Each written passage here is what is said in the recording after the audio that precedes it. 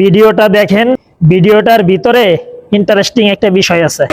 Sir দেখেন যে 4 নাম্বারটা এই যে হ্যান্ডকাপ লাগানো ছিল কথাটা হচ্ছে যে এরা খুব অল্পের মধ্যে এসব হ্যান্ডকাপ খোলার হচ্ছে এক্সপার্ট। সত্যি করে এটাকে ধরে রাখতে হবে।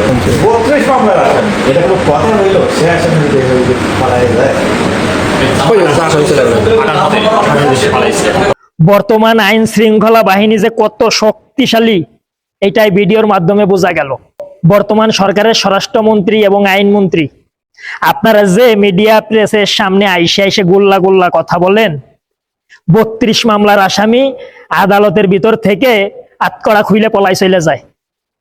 আপনারা আবার আইনের কথা বলেন, হ্যাঁ? ওই রয়েছেন হাসিনার বিচার নিয়ে, যে বিচার নাকি আপনাদের মতো সরকারের বা স্বরাষ্ট্রমন্ত্রী আইনমন্ত্রীর করার ক্ষমতা নাই।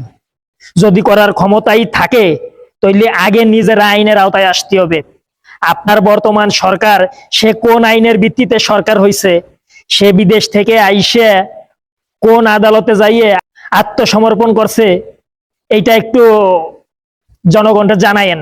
আর আপনি বিদেশে পড়ে রয়েছে শেখ হাসিনা, তার ফাঁসির রায় নিয়ে ব্যস্ত, মানে যেটা কখনো সম্ভব না।